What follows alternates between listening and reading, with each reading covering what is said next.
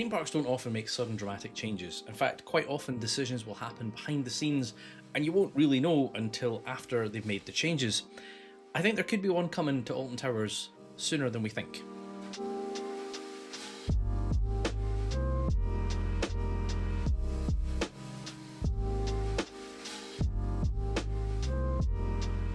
Right, to be clear, I'm not saying that there has been an announcement from either the park or indeed Merlin themselves, and I'm not taking any rumours to be fact either. I just think that there's quite a lot happening right now that leads to the chances of some changes coming to Alton Towers.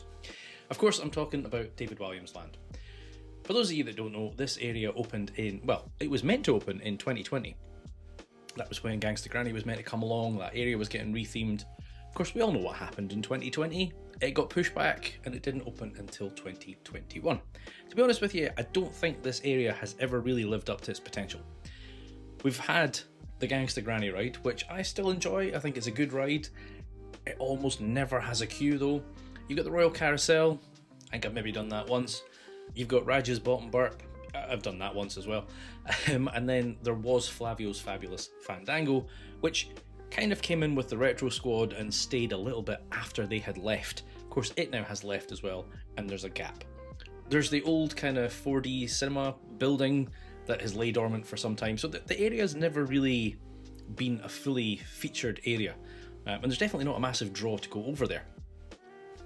Of course, as well as that, you've got the dungeons right beside, or the former dungeons I should say, which has been a kind of scare maze type thing for the last couple of years. And of course, Project Horizon was earmarked just at the back of that area.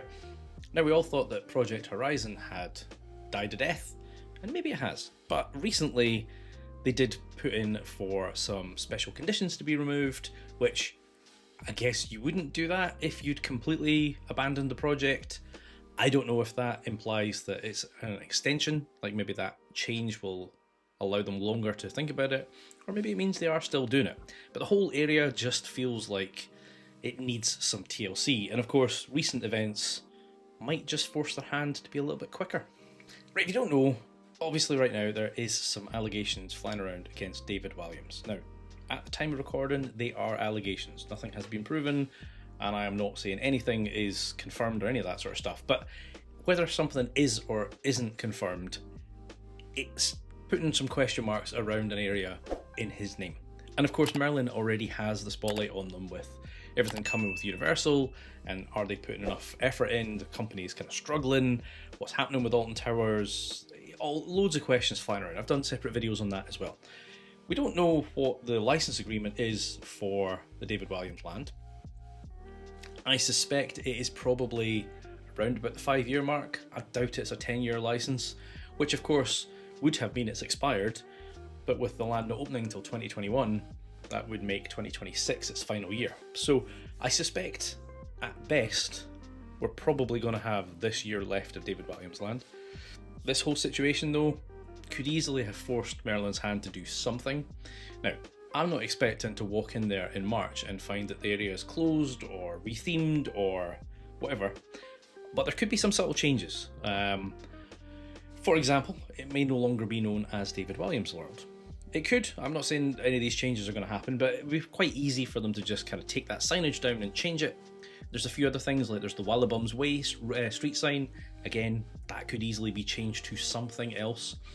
It all really depends on what their long-term plan for this area is. As I say, my guess is the licensing was due to expire anyway, so they were going to have to do something. Now, an option when the licensing expires typically is to renew it. Maybe that's what they were thinking on doing. I don't think they would do that now. As I say, even if nothing comes of this allegation and he's cleared, there's still going to be that perception of, oh, that's, you know, that area's tainted, shall we say. So I do think they probably already had a plan. I just wonder if it's getting pushed forward a little bit quicker. I mean, if you look at it, the Gangsta Granny ride is, I think, a decent ride system. It's obviously a family ride, it's not an intense ride by any stretch of the imagination. It's not cutting edge technology either, but it is very clever for what it is. It's a tiny, tiny space, and they've managed to put this whole storyline in there just by that clever use of rotating the vehicle and pointing it in different ways and props and all that kind of good stuff. So I'm sure there are a million different stories and themes that they could apply to that ride system to still take advantage of it. And I'm sure they've got a couple of ideas in the back burner anyway. But yeah, just kind of makes me wonder what we're going to see, if anything, when we go back in there in March. Obviously, the Gangster Granny ride is the kind of linchpin of that area, and whatever they do with that will kind of define the rest of the area. So I'm curious what your thoughts are. Do you want to see an original story, another British story, or no IP at all? Let me know in the comments down below. As always, I've been Chris, you've been watching Coaster Dad, and I'll see you in the next one. Adios!